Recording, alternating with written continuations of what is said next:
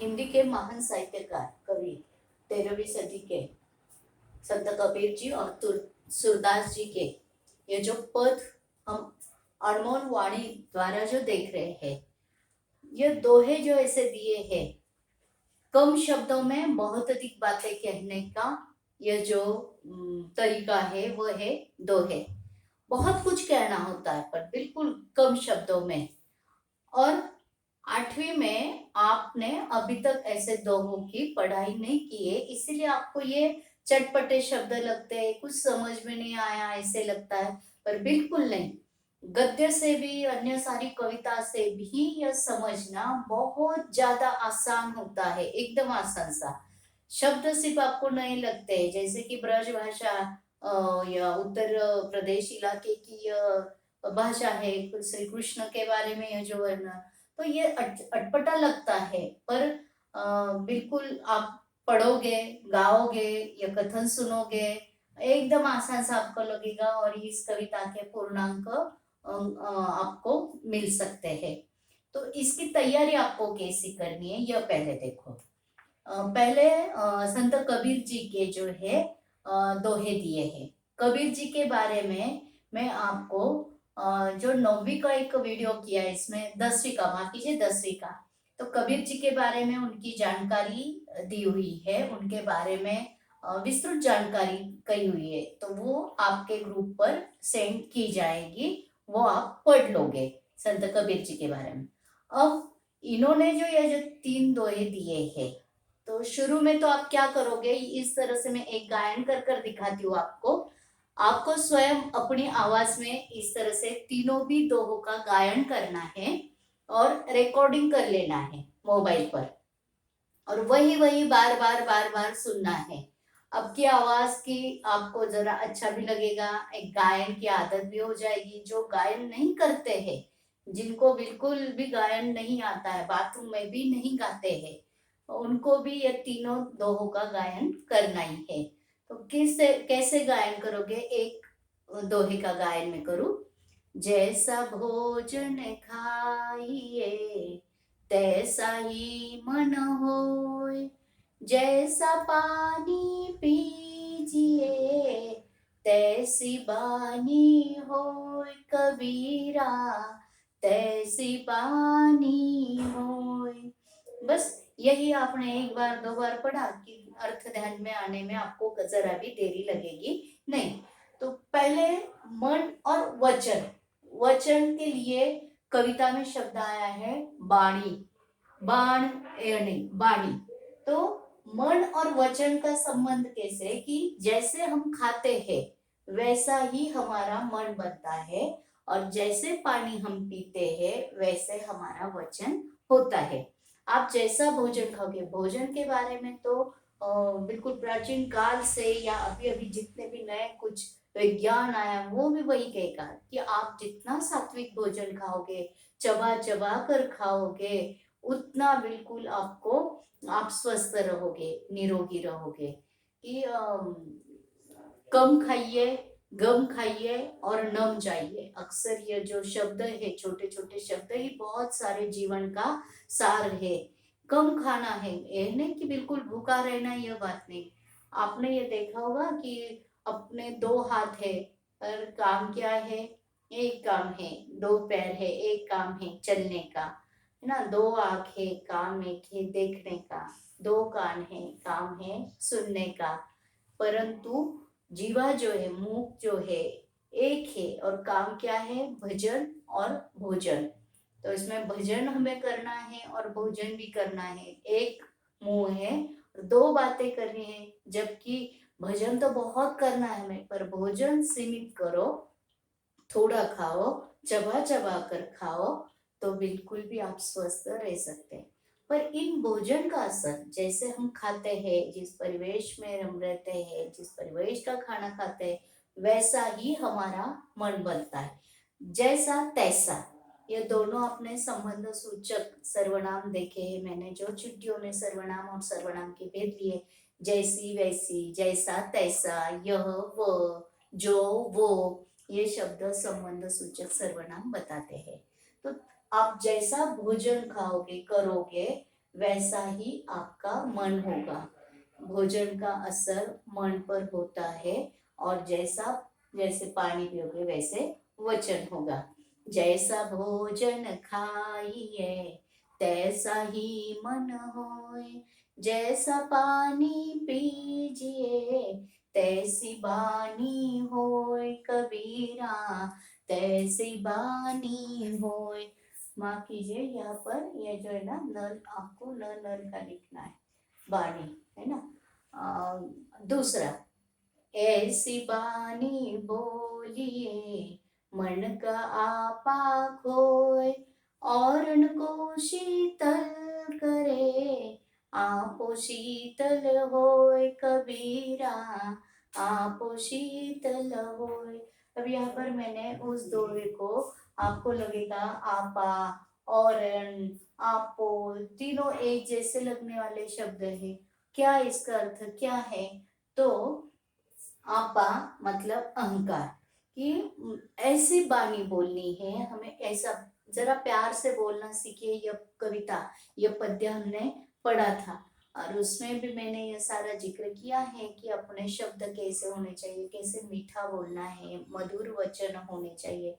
बस वही बात यहीं पर कही है कि ऐसी बानी आप बोलिए, ऐसा मीठा वचन आप बोलिए कि मन का आपा खोए।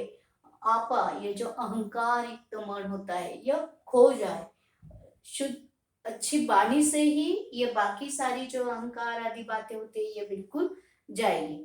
और उससे क्या होगा, आप अगर अच्छा बोलते हैं, आपकी वाणी अगर अच्छी है, आपका बोलना अच्छा है, उससे क्या होगा, औरण को शीतल, औरण जो और है, अन्य लोग जो है, सामने वाले जो लोग हैं, उसको भी आप शीतल करोगे। और आपो शीतल हुए, आपो मतलब स्वयं, तीनों के अर्थ शब्दों के धान्य या अहंकार। वाणी ऐसे बोलिए कि मन का आपा खो, अहंकार खुल जाए, और शीतल, उस वाणी से और लोग जो है वो शीतल हो गए, वो बिल्कुल ठंडा, अच्छे गर्म दिमाग नहीं रहेगा।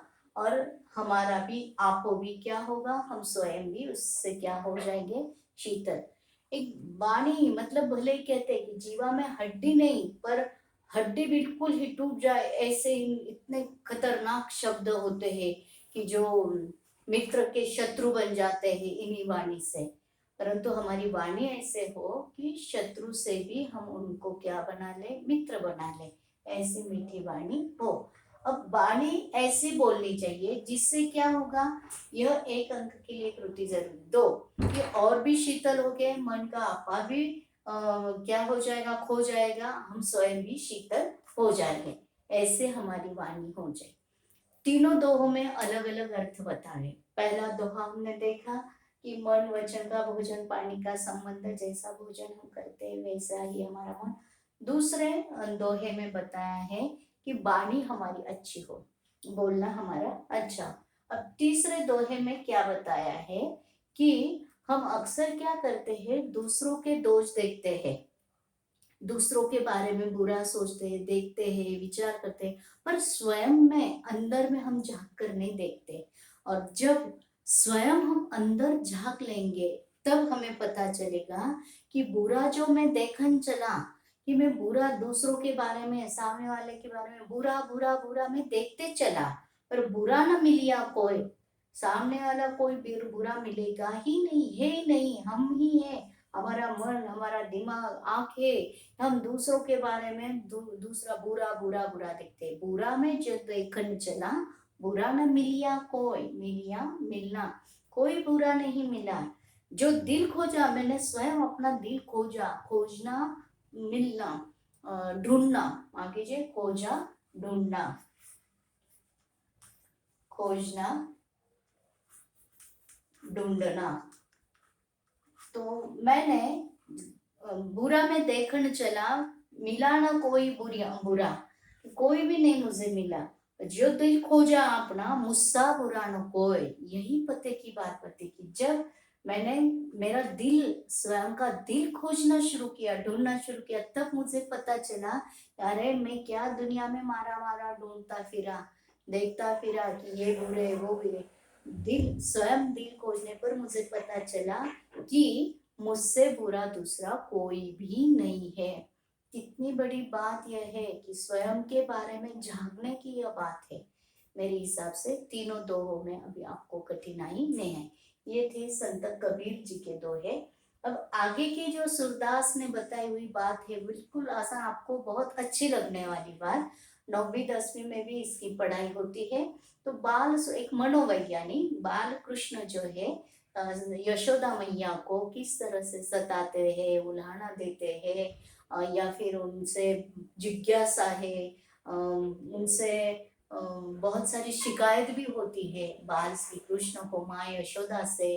तो वो क्या क्या शिकायत माँ यशोदा से करते हैं, कहते हैं। यह बाल सुलभ लीलाओं का, यह श्री कृष्ण की बाल सुलभ लीलाओं का वर्णन सूरदास जी ने अपना पद में किया है। भक्त सूरदास इन्होंने किया है। मैया कब ही बढ़ेगी चोटी, बाल श्री कृष्ण अपनी माँ से पूछ रहे हैं। माँ के लिए यह शब्द आया है मैया। तो मैया मेरी चोटी, चोटी मतलब आपने श्री कृष्ण का बचपन का फोटो देखा होगा कि बिल्कुल बड़ी बड़ी चोटी, मोतियों की माला, मयूर पंख सिर पर है लगाया हुआ, या फिर ऐसे मुकुट पहना हुआ है, हाथों में यहाँ ऐसे गहने दिखाई देते हैं, बड़े बड़े बाल उनके। तो वो अपने माँ से उल्हाना देते हुए, शिकायत करते हुए अपने माता यशोदा से, जन्म देने वाली माँ और पालन करने वाली माँ भी आपको पता है, ये कहने की आवश्यकता नहीं। यहाँ पर प्रश्न कि इन शब्दों के लिए हिंदी शब्द लिखो, ऐसी कृति 1 अंक के लिए पूछी जाती है। तो मिलिया, मिलना, खोजना, ढूंढना, पची पची, फिर से, बार बार, इन शब्दों के अर्थ आपको लिखना है। काचो, कच्चा दूध। प्रिय मैया कब ही बढ़ेगी चोटी, प्रश्न किया है श्री कृष्ण ने माँ से कि मेरी चोटी कब बढ़ेगी, बढ़ ही नहीं रही है।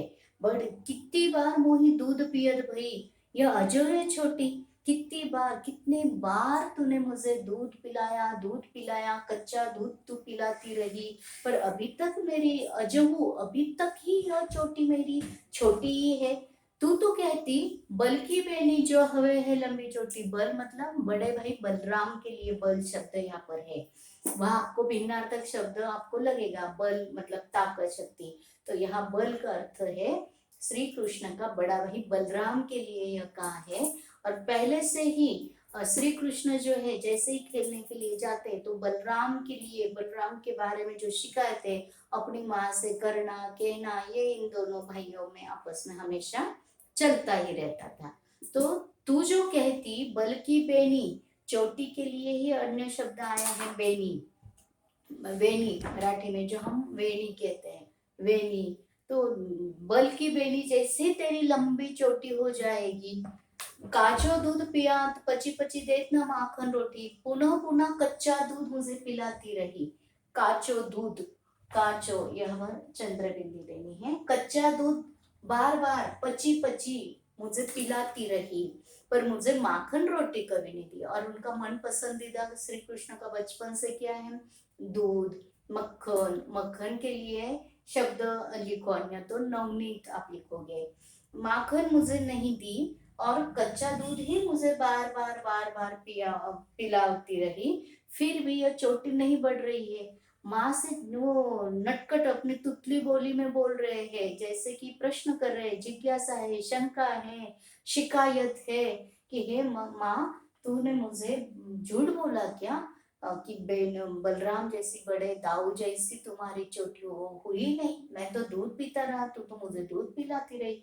तो संत सूरदास जी कहते हैं कि सुरसाम चिरंजीव दो भैया हरिहरधर की है जोड़ी, यह दोनों भाई की जोड़ी सिर सलामत रहे, चिरंजीवी रहे। श्री कृष्ण क्या है अन्य नाम, अभी जो अंतिम पंक्ति में आपको ढूंढकर लिखने हैं कि इस पद में श्री कृष्ण के अन्य 2 नाम कौन से आए। सुरसम चिरंजीव दो भैया, दोनों भी भैया चिरंजीवी रहो, ये आशीर्वाद सूरदास जी ने दिया। हरिहरधर की यह जोड़ी जो है ये ठीक से रहे। अब कृतियां आपको वर्ग कार्य में क्या क्या लिखनी है, तो पहले दोहे से लेकर जो शब्द है उनके समानार्थी जो जो शब्द है, जैसे बाणी वाणी है ना, ऐसे उन शब्दों के लिए समानार्थी शब्द लिखना है। फिर क्या करोगे, अगली कृति, एक तो शब्दों के लिए अर्थ लिखोगे, आगे पूर्ण ये दोहा जो है ना, जैसे पहला दोहा तो आपकी भाषा में सरल अर्थ में उसका सरल भाषा में हिंदी भाषा में अर्थ लिखना है, मराठी में नहीं लिखोगे, हिंदी में उसका अर्थ एक दो पंक्तियों में लिखोगे। सिर्फ इतनी दो कृतियां अभी आप करो। फिर गृह कार्य में पाठ के नीचे जो या पद्य के नीचे जो कृति वो गृह कार्य, वर्ग कार्य के लिए दो ही कृतियां हैं, उतनी पूर्ण आप करोगे, गायन करोगे स्वयं की आवाज में रिकॉर्ड कर कर, और वही बार बार आप सुनोगे।